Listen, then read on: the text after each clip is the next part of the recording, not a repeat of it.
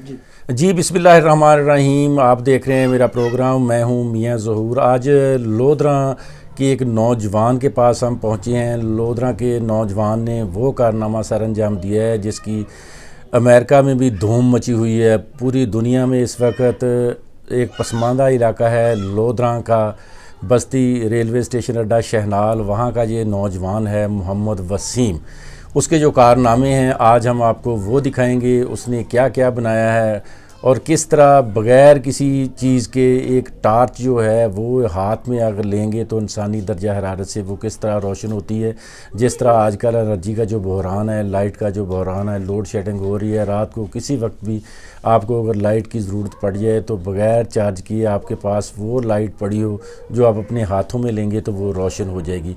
आजकल जिस तरह तुर्की में अपना ज़लज़ला आया तो जिस तरह हालात पैदा हुए, रोशनी की वहाँ ज़रूरत पेश आई। अगर इस तरह की चीज़ें वहाँ पर होती तो शायद बहुत सी जो नुकसानात हुए हैं उनसे बचा जा सकता था। मैं आज उस नौजवान के घर पर मौजूद हूँ। मुझे बड़ा अच्छा लगा जब मैं लोधरा से चला तो चलते चलते कुछ 10 किलोमीटर का सफ़र करने के बाद उस बस्ती में पहुंचा हूं। तो मेरे साथ मौजूद हैं इस वक्त मोहम्मद वसीम। उनसे बात करते हैं। उनके जो बनाई हुई सारी चीज़ें हैं वो इस वक्त आप टेबल पर भी देख रहे होंगे को पड़ी हैं। वसीम साहब अस्सलाम वालेकुम। पहले तो आपको जी। वालेकुम सलाम। कैसे हैं जी आप? अल्हम्दुलिल्लाह, शुक्र है अल्लाह का। आजकल बड़ा सोशल मीडिया पर और मीडिया पर आप छाए हुए हैं। आपने बड़े बड़े कारनामे सर अंजाम दिए हैं। तो ये शौक़ जो है जो आप पहले बताइए ये कैसे आपके दिल में पैदा हुआ और कैसे फिर आपने ये सारे जो मामला थे, ये तजर्बा आपने किया, चीज़ें आपने ली, तो कैसे ये सारी चीज़ें तो तफसील से हमें बताएं। चीज़ें बनाने का शौक़ तो बचपन ही से है, जब से होश संभाला है। पहले छोटे होते थे तो चीज़ें छोटी होती थी, अब बड़े हो गए हैं तो अब चीज़ें भी बड़ी हो गई हैं। पहले ये होता था कि जिस तरीके से बच्चे किसी का खिलौना देखते थे, कोई इलेक्ट्रॉनिक आया है तो उस वक्त ये होता था कि सोचते थे यार ये भी मेरे पास होता है। फिर दिल को समझाते यार ये एक दिन आपके पास आ ही जाएगा, इसने ख़राब तो होना ही है। तो वो ख़राब होने के बाद मेरे पास आता था। फिर मेरी डिमांड होती थी भाई एक हफ़्ता मैंने इसको चलाना है तो मैं आपको ठीक करके दे सकता हूँ। फिर उसको ठीक करके देते और एक हफ़्ता चलाते। फिर इस तरह करते करते करते करते जैसे अभी 8 क्लास में हैं, फिर 3 क्लास के भी था। 3 क्लास में भी मैंने एक एक्सपेरिमेंट किया सूरज की रोशनी के रंग मालूम करने का। फिर इस तरीके से 8 क्लास में भी मुझे, और 8 क्लास हो गया, 7 हो गया, तो मुझे उस वक्त भी एक नाम से नहीं पुकारा जाता था बल्कि कहा जाता था साइंसदान। तो टीचर भी स्पेशली कहते थे ये सवाल साइंसदान बेटा बताएगा। तो इस तरीके से अब अल्लाह का शुक्र है कि अब हम भी बड़े हो गए हैं तो चीज़ें भी बड़ी हो गई हैं। जिस तरह के मुल्क के मसाइल चल रहे थे, जिस तरीके से एनर्जी के, तो तकरीबन जो है 90% जो मेरी इन्वेंशंस हैं वो एनर्जी से रिलेटेड ही हैं। तो कोशिश यही करता हूँ कि कोई ऐसी चीज़ बनाऊँ जिससे पावर जनरेट हो रही हो। और ये खुसूसन ये एनर्जी का आपके दिल में कोई आइडिया है या शुरू से कोई दिलचस्पी सी इस तरफ? दिलचस्पी इसलिए बढ़ी कि क्योंकि पाकिस्तान के मसाइल ही जब भी देखते एनर्जी के मसाइल चल रहे हैं। पाकिस्तान में सबसे ज़्यादा एनर्जी के मसाइल ही थे। तो मैंने भी सोचा यार इसको सबसे पहले करो, बाकी चीज़ें भी आपकी इन्वेंशंस हैं उसको आप थोड़ा सा सेकंड पे रखो, फर्स्ट ये वाली रखो। आपने कोशिश यही करनी है कि एनर्जी की करनी है, जो भी होगी आपकी एनर्जी की होनी चाहिए। सेकंड है ये इंशाल्लाह आप और भी देखेंगे तो आपको एनर्जी की ही मिलेंगी। तो साइंस कंपटीशन है तो वहाँ भी मेरी कोशिश थी, ज़िंदगी में पहली दफ़ा हिस्सा लिया।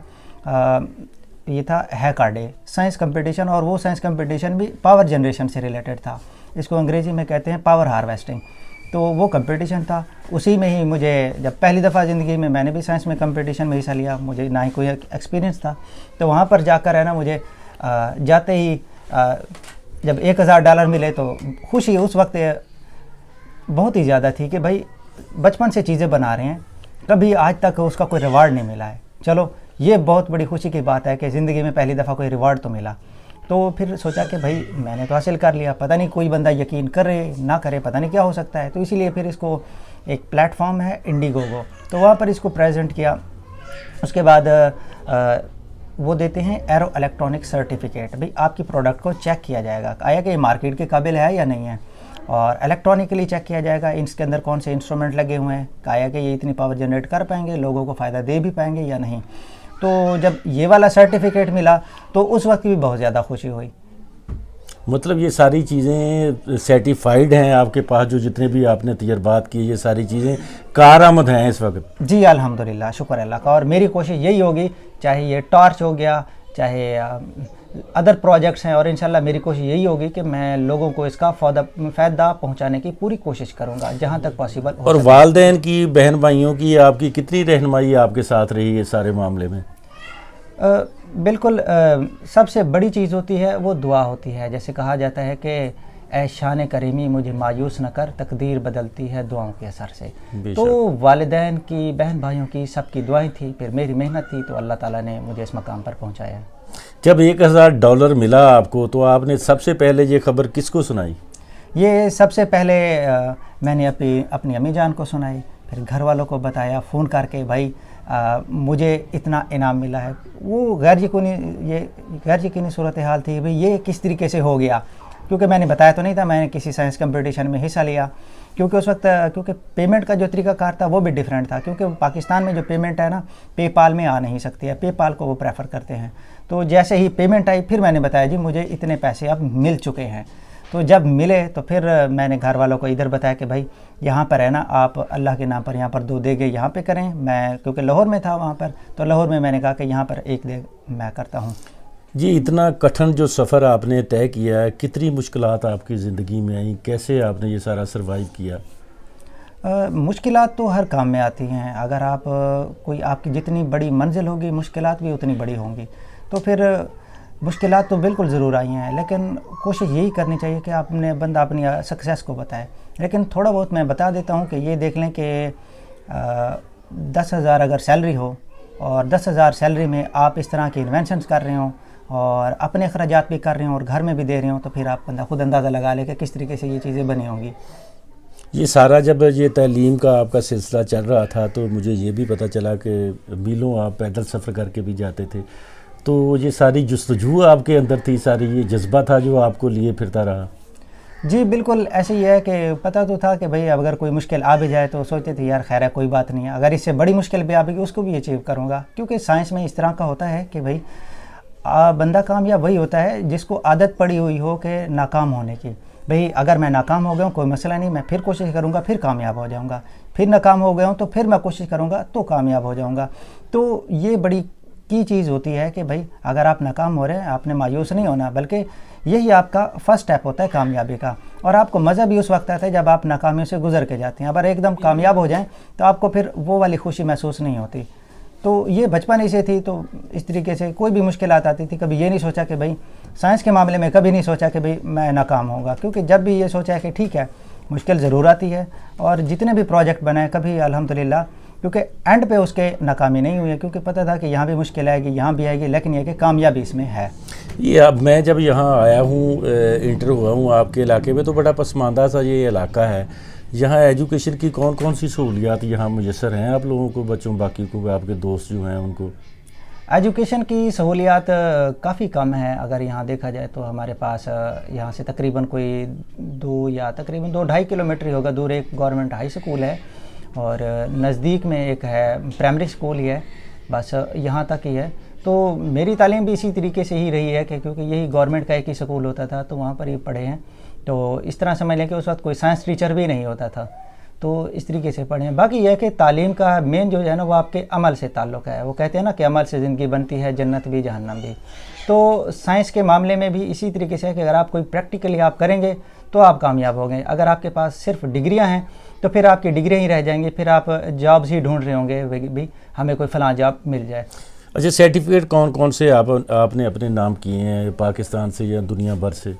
पाकिस्तान से तो फ़िलहाल कोई नहीं है, लेकिन यह कि अमेरिका से है ना मुझे 4 अवार्ड मिले हुए हैं। 2 अवार्ड इसके हैं अपना टॉर्च के, एक एरो इलेक्ट्रॉनिक सर्टिफिकेट है, और दूसरा जो है हैकर डे की तरफ से है, वो कैश की सूरत में है।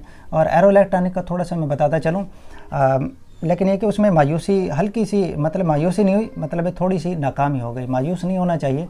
उसमें यह थी कि जिस बंदे को एरो इलेक्ट्रॉनिक सर्टिफिकेट मिलता है तो उसको कैश की सूरत में प्राइज़ भी दिया जाता है।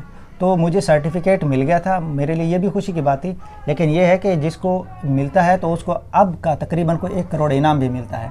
तो मैंने फिर उनसे बात की, भाई आपने मुझे एक सर्टिफिकेट दिया है तो इसके पीछे कैश प्राइज़ भी होता है, तो मैंने भी इस नियत से लिया था कि भाई ये कंपटीशन ही है। तो उस पर भी है कि मुझे बताया गया कि भाई ये अमेरिकन या यूरोपियन उसको ये कैश की सूरत में मिलते हैं, इसलिए आपको नहीं मिल रहे। तो पाकिस्तान की हुकूमत की तरफ से या कोई मुख्तलिफ जो NGOs हैं इनकी तरफ से आपके साथ कोई रब्ता नहीं किया गया? आपकी जो बनाई गई चीज़ें हैं इनको सराहा नहीं किया? अभी तक तो कोई नहीं किया गया, लेकिन है कि कुछ हद तक मैंने प्रेजेंट भी किया है। एक अल-ख्वारिज़मी होता है, साइंस का होता है लाहौर में, तो वहाँ पर जाकर मैंने इसको प्रेजेंट किया था। एक टॉर्च को किया था, काफ़ी पुरानी बात है, लेकिन यह कि लोगों को इतना पता नहीं था और मैंने भी मीडिया पे इतना ज़्यादा नहीं दिया था कि मुझे भी पता था कि अगर मैं कर भी लूँगा तो यहाँ से मुझे उम्मीद नहीं थी। तो इसलिए मैंने भी कहा कि साइंस कंपटीशन में वहाँ चले जाएँ जहाँ पर इंटरनेशनली मुकाबले हुआ करते हैं। तो मतलब आपको को मायूसी हुई कि पाकिस्तान में मेरी चीज़ों को इस तरह सराहा नहीं जा रहा, जिस तरह अमेरिका से मुझे सर्टिफिकेट मिले, कैश प्राइज़ भी मिला, तो पाकिस्तान की तरफ से भी मुझे मिलना चाहिए था? आप पाकिस्तानी कौम के बेटे हैं। पाकिस्तान से मायूसी नहीं हुई, बल्कि मेरी कोशिश यही हो गई कि मैं अपने आप को सोचूंगा कि मैं किस तरीके से खिदमत कर सकता हूं। तो मेन चीज़ ये है, हाँ साइंस कंपटीशन में अगर मीडिया में सराहा नहीं गया तो मैं इसमें किसी को ब्लेम नहीं करूंगा। क्यों? जब तक मैं अगर पाकिस्तान के मीडिया पे नहीं बताऊंगा तो पाकिस्तान के मीडिया को पता ही नहीं होगा। तो मैंने बताया ही नहीं, तो इसलिए किसी को पता भी नहीं था, ना ही जब किसी को पता नहीं होगा तो ये सूरत हाल थी। जी, आपने वसीम की बातें तो सारी सुनी। अब अमली तौर पर हम आपको दिखाते हैं कि वसीम ने जो टार्च बनाई है और उसके अलावा जो चीज़ें बनाई हैं वो अब आपको दिखाएंगे कि जो टार्च वसीम ने बनाई है वो हाथ से इंसानी दर्जा हरारत से कैसे वो टार्च जलती है। जी वसीम, आप पहले वो टार्च दिखाएं जला के, वो किस तरह जो टार्च जो है जी बिल्कुल, मैं पहले दिखा देता हूँ जी। ये टॉर्च जो है इसके 3 चीज़ें होती हैं। यहाँ से मैं थोड़ा सा दिखा देता हूँ। ये 3 चीज़ें हैं, उम्मीद है नज़र आ रहा होगा।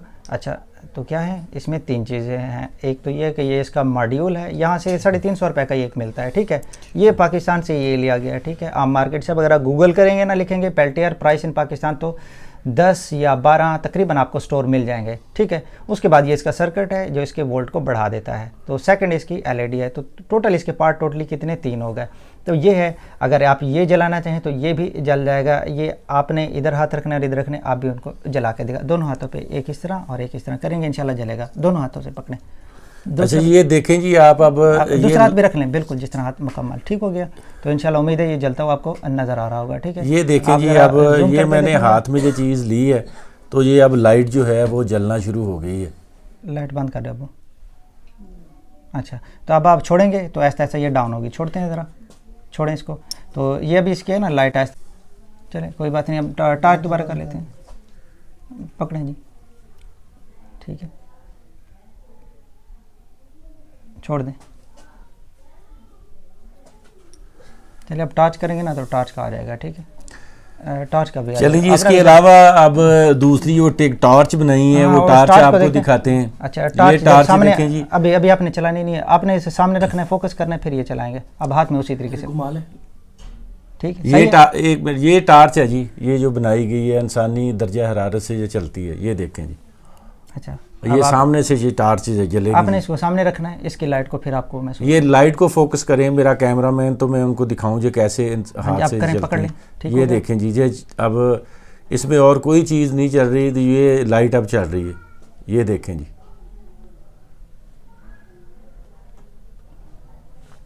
अब जब इसको हम छोड़ेंगे तो हाथ से तो जो आहिस्ता आहिस्ता जो है लाइट ये अब बंद होना शुरू हो जाएगी। ये देखें। इसके अलावा अपना वसीम, आप हमें बताएं कि और आपने क्या क्या चीज़ जो बनाई है ये लाइट के अलावा।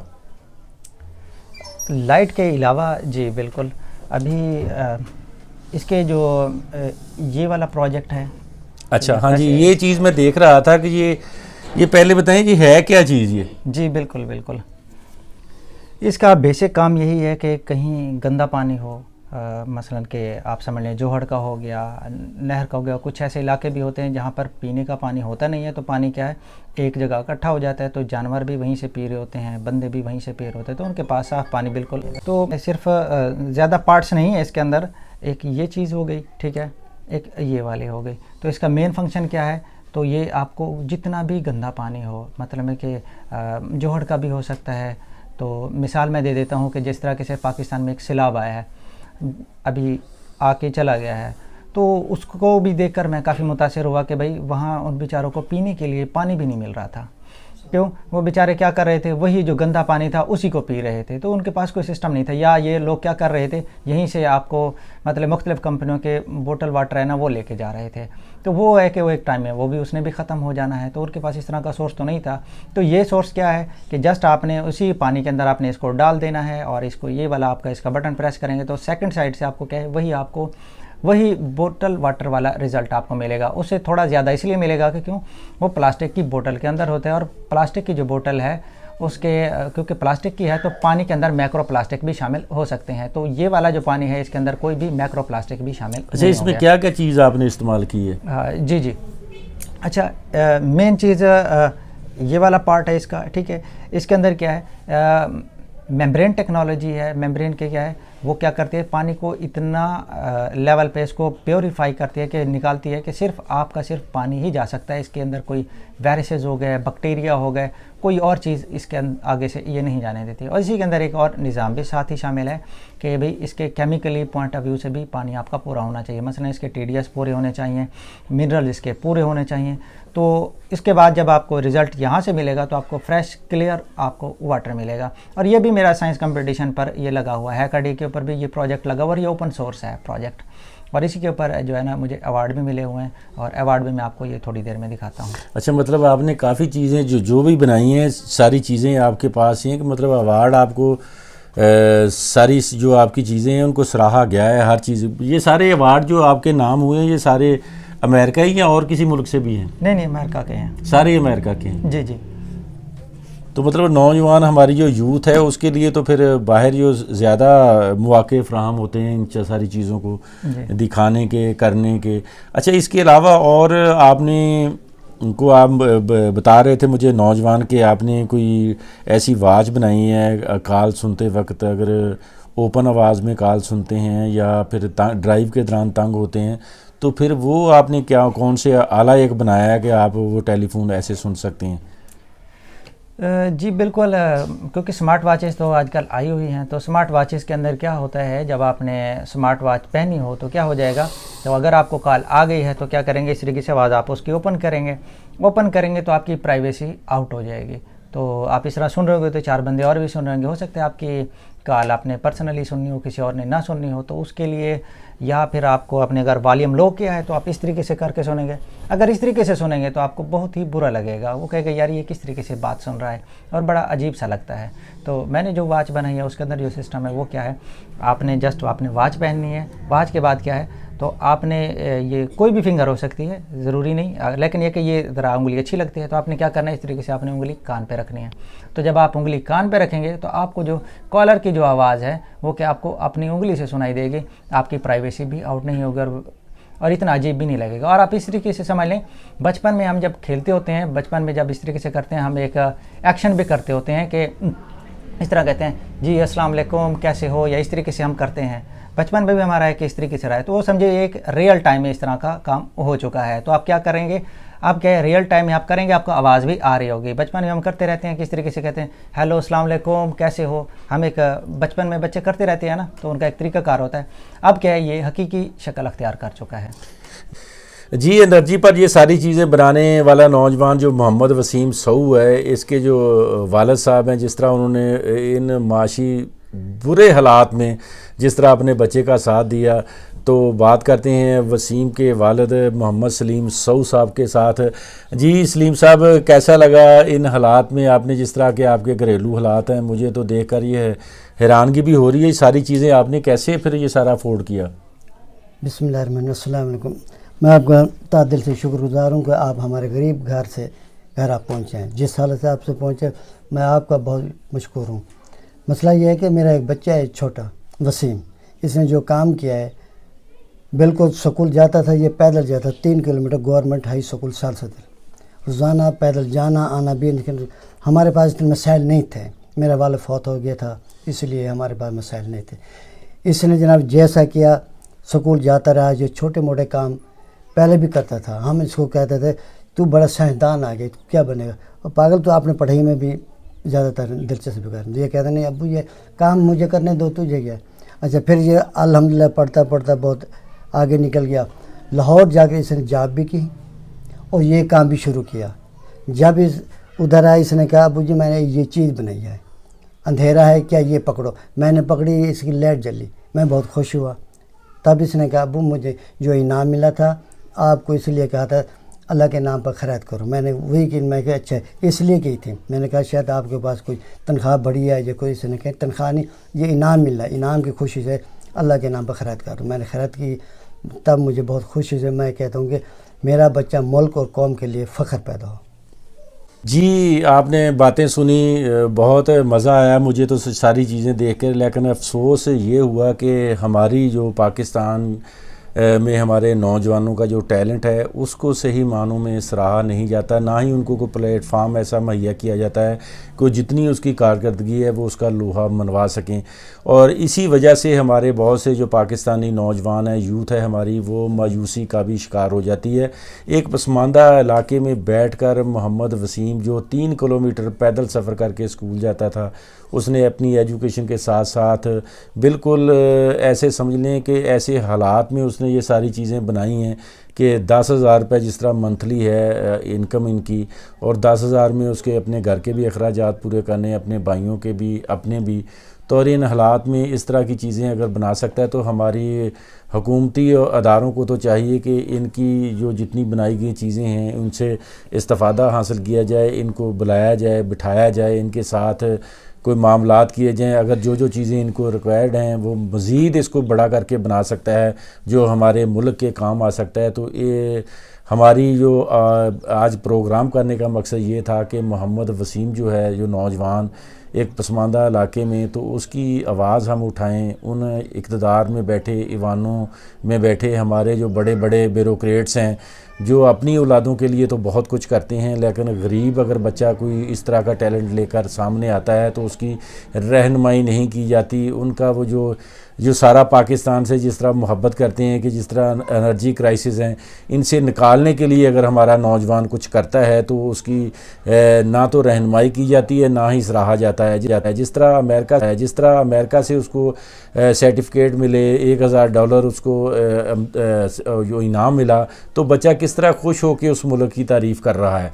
अगर हमारे पाकिस्तान में अगर हुक्मरान हमारे इक़्तिदार में बैठे जो लोग हैं बातें तो बड़ी बड़ी करते हैं, अगर इस तरह के नौजवानों को एक थपकी देकर वो अपने काम में उनकी मदद करें तो शायद ये नौजवान हुब्बुल वतनी का जज्बा लेकर जिस तरह चल रहा है तो मज़ीद और बहुत सी चीज़ें बनाने में वो कामयाब हो जाए जो हमारे मुल्क के, हमारे अदारों के काम आ जाएँ। इन सारी बातों के बाद अब मेरी यही इक़्तिदार में बैठे आला जो हुक्मरान हैं, जो हमारे अदारे हैं, उनसे यही गुजारिश है कि इन जैसे वसीम जैसे और भी बहुत से नौजवान हैं जो मीडिया पर आकर तो अपनी हालत ज़ार बयान नहीं कर सकते, वो बनाई हुई चीज़ें अपनी जो अपने हाथ से हैं उनको नहीं दिखा सकते, उनको कोई प्लेटफार्म नहीं मिलता।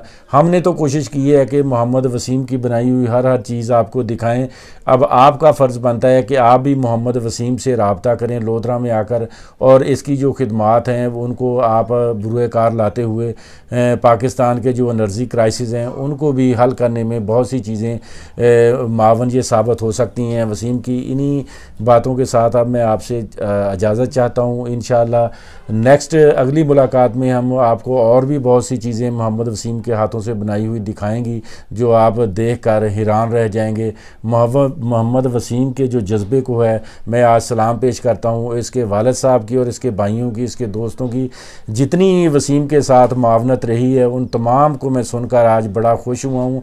और इसके घरेलू हालात देखकर भी मैं बड़ा परेशान था कि किस तरह इस नौजवान ने ये सर्वाइव किया, सारी चीज़ें इकट्ठी करके बनाई हैं। इन सारी चीज़ों को भी देखने के लिए आपको मोहम्मद वसीम के घर आना होगा। आप ग्राउंड रियलिटी आकर देखेंगे तो आपको पता चलेगा कि इस नौजवान का जज्बा क्या है।